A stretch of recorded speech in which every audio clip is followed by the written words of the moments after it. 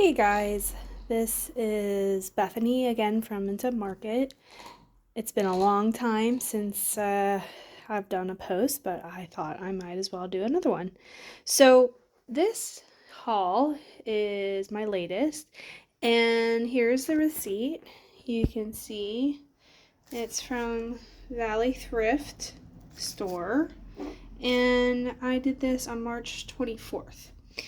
All the writing that you can see in pen there is my writing. It is how I do my inventory, as well as keep track of pricing, of what I actually paid for the item. And what I mean by that is Valley Thrift store, if you're not familiar with them, they will have sales every so often, as well as color sales, as in the label that is on the item will each have a color on it, and they will have a color of the day that is on sale. So that is why I do all that. So maybe I'll do a video at some point talking about my inventory if you're interested. But back to the items. What I have here was, in my opinion, pretty good haul. I have taken off all the labels at this point from the store, but I thought very quickly I would show you what I have. So they have these really cool Santas of the World set. They were sold individually. Each one has a name, so you can see that's France, Norway, Holland, Ireland, and Poland. So pretty cool Santas. Normally, I actually would not have picked these up, but since they were a set, and because they're pretty well made. There's many Santas of the world made by different makers, but this one, the paint seems pretty good, and it's in really good condition. No chips, no missing paint, and it still had its original sticker on it. You can see it was made in China there, but in 1991. So, an older made in China item. So these I bought each for, I believe, let's see here, look at my list here. There they are, all those same numbers, 69 cents. And they were not on sale. They were just 69 cents each. But pretty good deal for these. I'd imagine I'd sell them for probably about $10 a piece. And I would sell them individually, not as a set, because a lot of people will be looking for one particular Santa or figurine. So it makes it a lot easier to sell them individually. You can reach a lot more buyers that way. My favorite would probably be of the Santas is the Ireland one with his Irish hat there and a little leprechaun elf guy next to him. He's pretty cool. I think he might even have bagpipes on the back there. No bagpipes. That would be Scotland. Never mind. He just has a pipe. Anyways, next thing I'll show you is this garland. So you might think garland's a weird thing to pick up, and I would have said the same not even a year ago, but I'm always trying new things, as in trying to sell items that I think might be a good seller, something that I can pick up for really cheap, something that I see a lot of in thrift stores, and things that I don't see people really, other sellers selling. So garland for me has been a good seller. So this last Christmas, I sold out of all the garland I had listed. So I thought this year I'd give it a try and do more garland. So I don't know too much about garland, but I'm learning. So there's definitely vintage garland and modern garland. And this particular garland that I have, this little red gold and green. I have sold this one before, so when I saw it, I was pretty excited. It is a loop, and if you can see it, it's called a loop garland. So the tinsel is not free like this. You can see this is like a free stranded tinsel. This is actually looped. I don't know if I can see, it's not very clear here, but it's actually loops. Let me see if I can zoom in. Not too clear, but they're loops. There, you can kind of see there. They're loops. They're not free spiky tinsel. The other thing, that was one thing that got me excited. The other thing is these are wired. So you see how when I bend it, it stays in place? It's a wired garland. So again, more modern garland is not wired like that unless you get specific expensive garland. So that it is loop and it's wired. And the other thing I'd say is it's small. Look how small this garland is. It's almost the width of a marker cap, if that gives you an idea. It's very small, which is pretty cool. So I'm pretty sure these 3 strands here will be a good seller, and I sell it in a bundle. So I'd sell each one of these individually, but on one listing. And again, I sell on Etsy. So what that means on Etsy is I would have one listing for this loop little garland, but then under the listing I would have multiple color options available.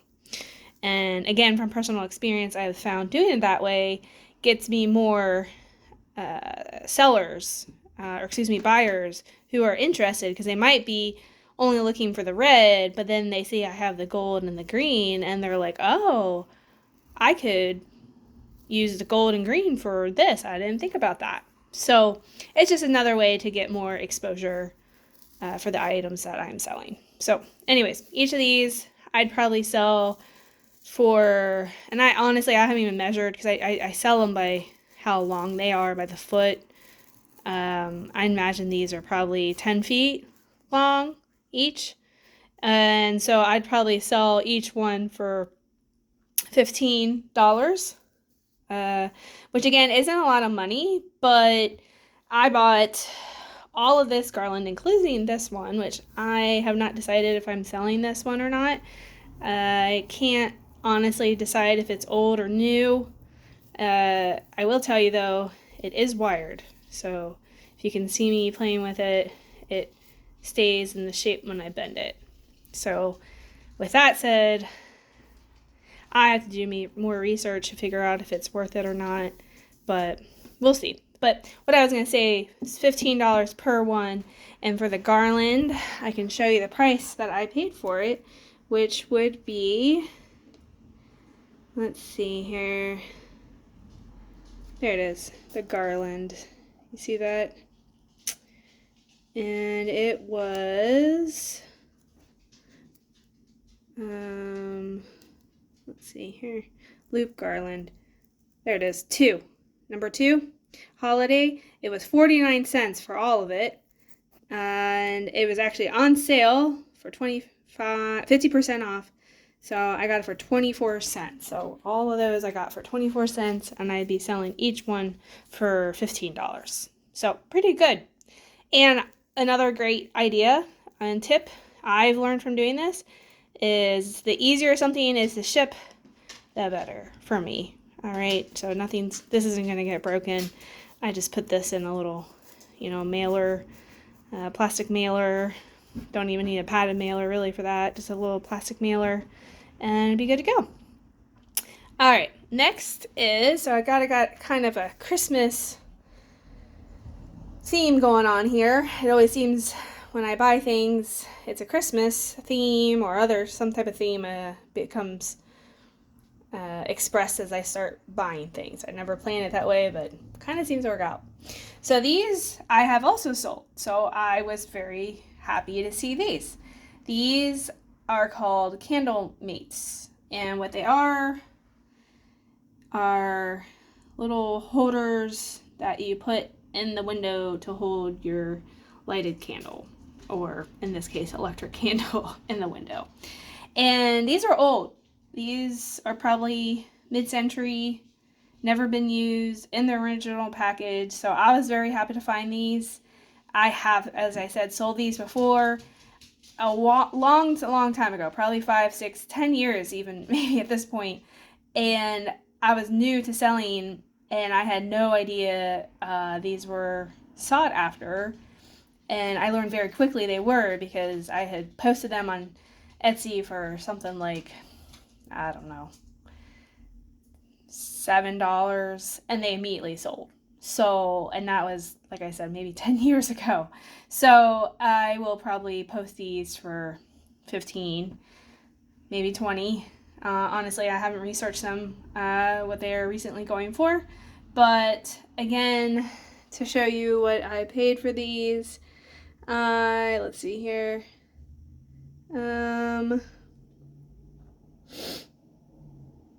Right there, Candle Mates. That's number 7 under tool. They listed it as a tool. They didn't know what it was. And I bought them for $1.49. They were also on sale. So again, easy to package.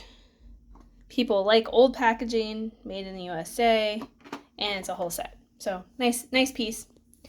All right, next is, I was excited to see this, because I personally have never purchased one. I have seen them, but honestly, when I see them, they're either too expensive or they're scratched or damaged, and this was neither. And you can see it is nice and clear, no scratches, it's heavy, nice piece. And what it is, as you can tell, it's a diamond cut crystal cut in the shape of a large diamond, and it's a paperweight. So nice piece. I actually still do have the bag, so it came in a baggie. So Valley Thrift is one of the places that always has baggies. And honestly, baggies are probably one of the best parts of Valley Thrift, because I don't know how the staff decides what goes in baggies or not, but you can find some pretty good stuff in baggies, and they usually fill them pretty full, and they usually sell them really cheap. So this was the baggie it came in. So it was $3.99. It did have a few other items in it.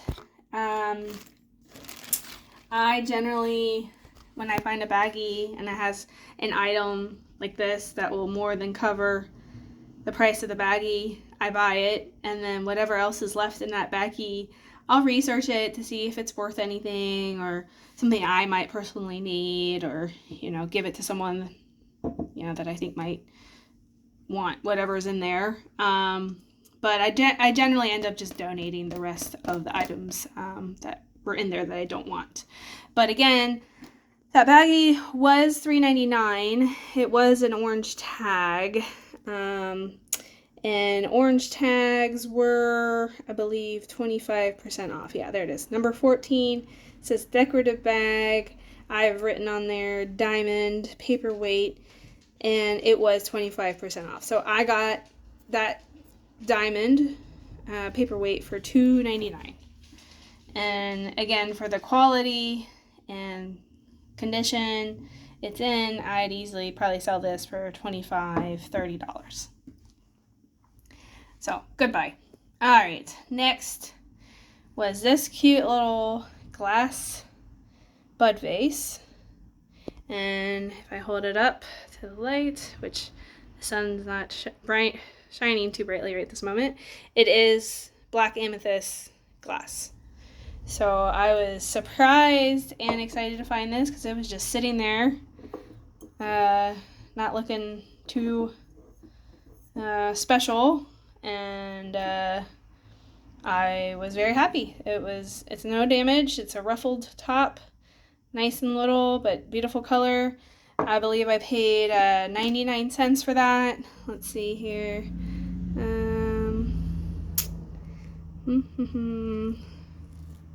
There it is, number 15. Decorative piece, 99 cents. And as you can see, it was on sale, so I actually got it for 74 cents.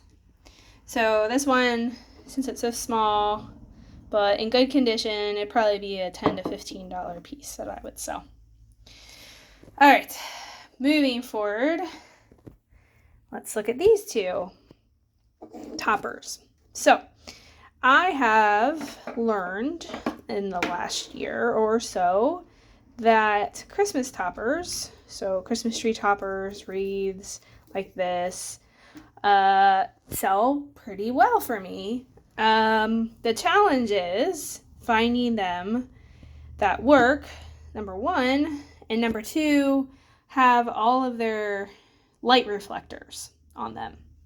So what a light reflector is are these clear plastic pieces. And as you can see on this one, there's two types. There's like the star kind of one that's very sharp, by the way. And then this one's like a star burst, and articulated here, more delicate. If I go sideways here, you can kind of see it a little better. But what I found is finding these that are fully intact, not missing a piece, and working is rare. So when I find them, I'm very excited, but it doesn't happen very often. And neither one of these actually were completely working or complete. This one, I have replaced a few of these missing star reflectors, so it is now complete. This one, which is larger, is still missing, as you can see, two of the very unusual flower reflectors. So what I have learned in the past is whenever I see these for a decent price, I pick them up. Just like this one, I happen to have bought these replacements from another Christmas topper I had purchased, and it was not working, and I just took those off and put it on this. So it's perfect now. I'm hoping I will do the same for this one. But to be honest, these are so unusual, these light reflectors, these flower ones. I bet you it's going to take quite some time to find these light reflectors. So what I might do is sell it either as is, so missing the two, which, that won't sell very well or for a high price. Or what I've also learned is to sell these light reflectors on their own, because just like I'm having the same issue that I'm missing two of these very particular light reflectors, a lot of other people have that problem. So if I sell these individually, I'm going to have a much better chance of making my money on this item than one, like I said, selling it as is with missing the two floral pieces, or waiting to find those exact pieces. And so that's my, how would I say, one of my strategies that I have learned for these wreaths. And so far, it has worked out pretty well, because I have done this now. This will be my second year that I have done that. And personally, I also really enjoy them. I think they're cool, fun to do, fun to find. I had to fix this one. It was not working. I fixed it. I was excited when it worked. And honestly, you can't see it too well because it's not lit up, but that back panel is like psychedelic. Like when it gets light on it, it really does this cool psychedelic thing. I don't know. I also say like a rainbow effect. I don't know, but it's pretty cool. So I always like learning new things. So I was excited to see that one. Both of these I spent, this one was, I believe, $1.99. This one was $2.99. And I believe both were the full price. And so this one I'd sell probably about 15 since it's complete. Maybe 20, 15 or 20 because it's small though. This one, if I could actually complete it, would probably be more like a $30 or $40 one because it's larger and it's more unusual and it has that cool psychedelic feature with the angel on the front. So pretty cool. All right. Last on the table here is this vase, which I was very excited when I saw this vase. Again, kind of in shock that it was just sitting there in no special way. So I personally really like pottery, and immediately I knew this was a Native American, most likely Pueblo style or authentic piece. So of course, you know, I do what any person does that wants to see if it's authentic. Turn it over, and there's the mark. So it is authentic. You can see it's Jant Lee 94. Has that cool Pueblo building mark on it. Unfortunately, you can also see that Valley Thrift wrote with a marker the price, and I have tried to get it off. It is much better than it was, but you can see it says $6.99. So I'm going to try a few other methods to get that off. Hopefully I will be successful. That's one of my things I don't like that Valley Thrift does, is that they sometimes write on the pieces, and porous pieces, you know, like wood or ceramic or plastic, if they write on it, sometimes it's just deal over. You can't fix it. But this piece, without any cracks, the paint is in great condition, no chips. I had to get it. And this piece, I have not found this maker specifically, but it is a very, very nice vintage piece from the mid-90s, and I would say it'd sell for $50 to $60 easily. And as you see, I paid $6.99 for it, so good piece. All right, next is this cornucopia. This is actually a larger one.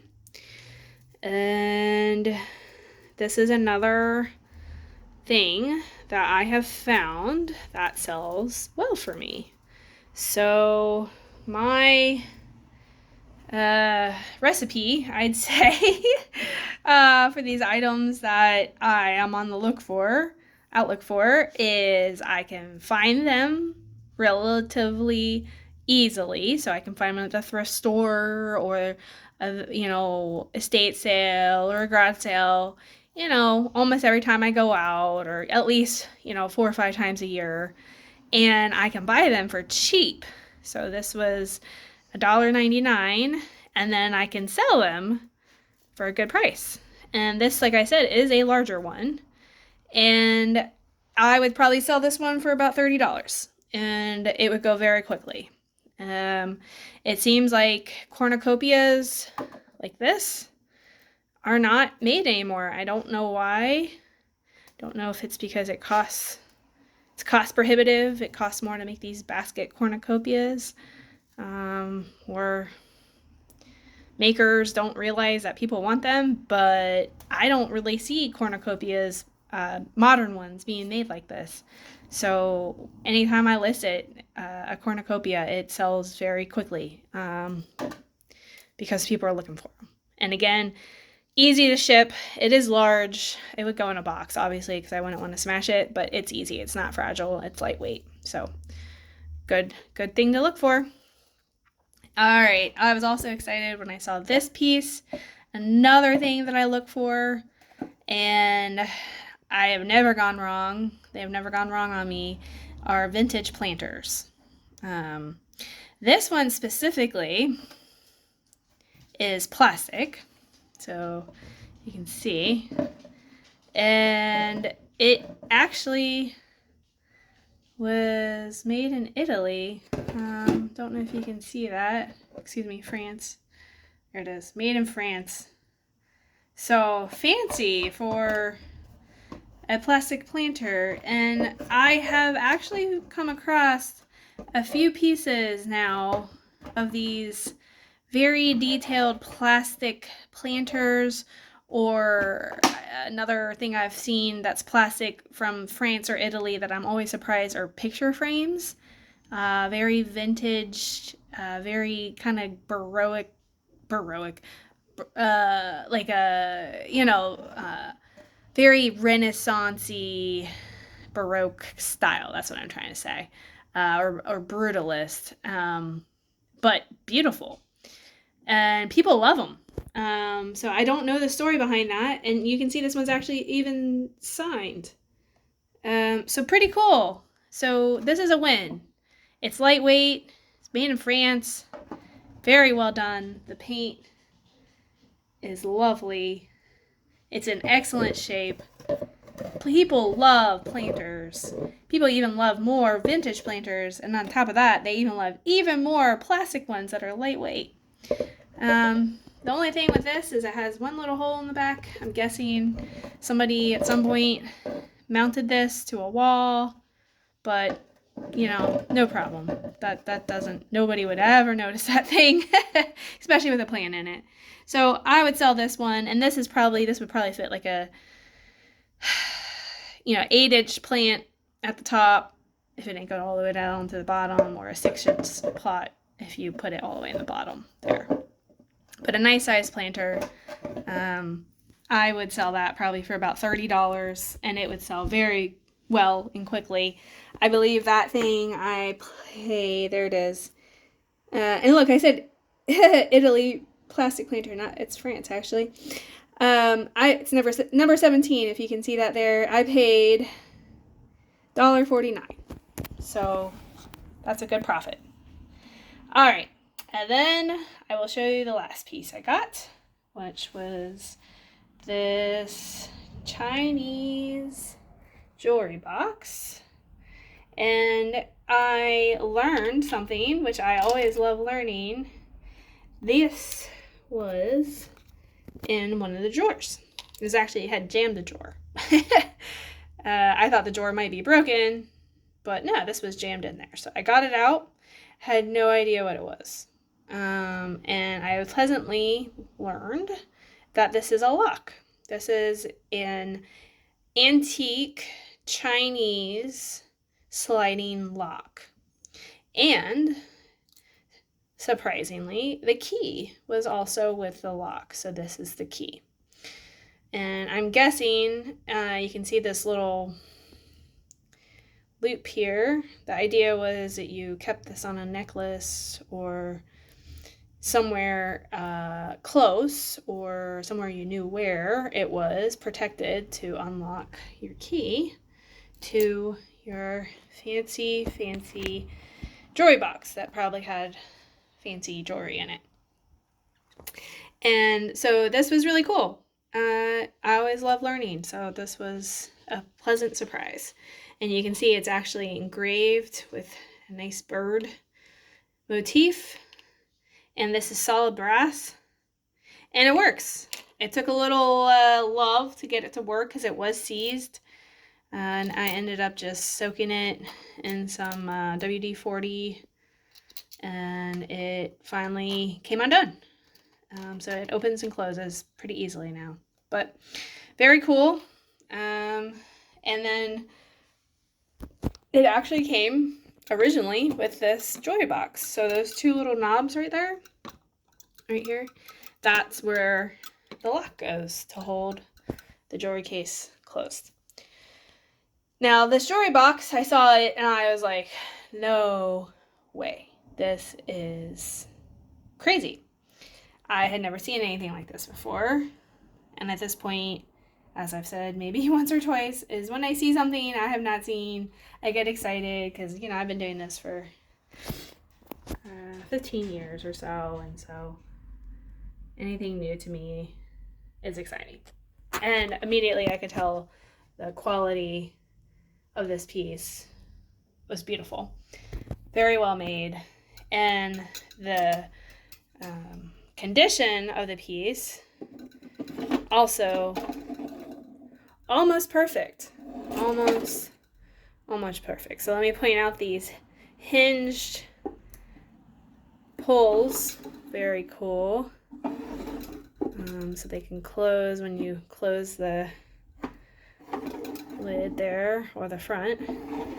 And then this is the bottom piece. And then it has a hidden, would you say, not really, but removable tray that you can put stuff in that, you know, is a little more secure. But it's actually, that piece isn't actually the locked part. These, as you can see, if this lock was right here, it would lock this door, not this bottom piece. But least to say, very cool.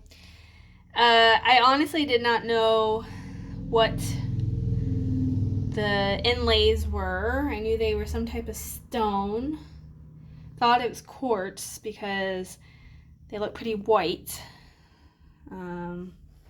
But if you look on the side here, these look a little more green. So I believe they are jade. I believe it's cut jade that's inlaid into the wood. I'm not quite sure why these pieces are a little more white. I'm not really familiar with jade, but it does still kind of have a green cast to it. It could also be maybe sun exposure. Again, you can see these are a little more green. But overall, the piece is excellent. It has dovetail edges. I was impressed with that. The corner protectors are beautiful. All the screws, brads are in place. The top carrying, I don't even know, handle, very steady. And then I'll turn it around. That's the back. And it's actually marked. Don't know if you can see that. It says made in China, Shanghai, I believe. And in Chinese, I can't read Chinese, but very, very cool. This piece is heirloom. I paid up for it. So normally I don't pay anything more than a couple dollars for an item. But my rule is, for me, is I want a profit margin of at least $15 before I even think about getting an item. And even at that point, that's low for me, honestly, just because I have so much stuff, so much inventory down in my basement that it needs to be worth my time to sell the item. This item, and I can show you because I rang it out at the very end. It was number 21 Chinese jewelry box. It was $22.99. So I spent $23 on it, but I knew was one of a kind, or a rare find in this condition. And that's before I even knew that the lock was in it and worked.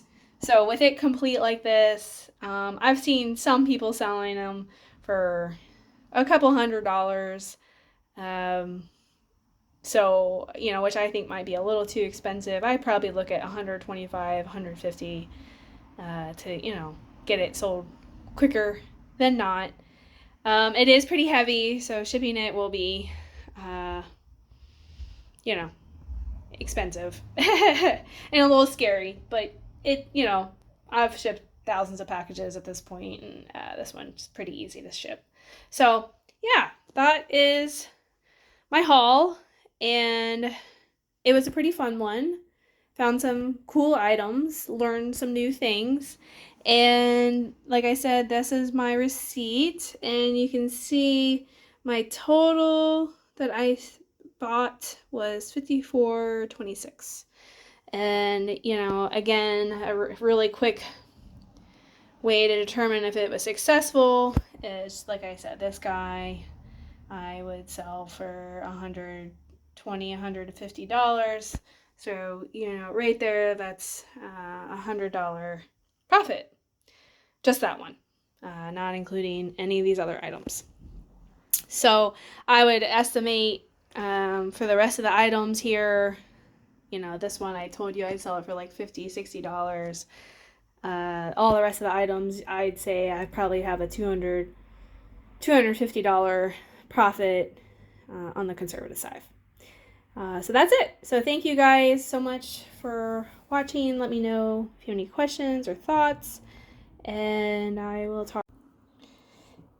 Alright, so this is the cool antique brass Chinese sliding lock that I got with the Joy case. And I'm going to show you how you open it. So the key must go in one certain way, which is up. And then you push it in like that. You push it, did you hear it click? And then the back pops out. You see the back? And then you pull it out. Maybe here. Maybe I had to push it a little further in. There we go. Pushes out. Take the key out. And here you go. It's unlocked. And that is how the lock works.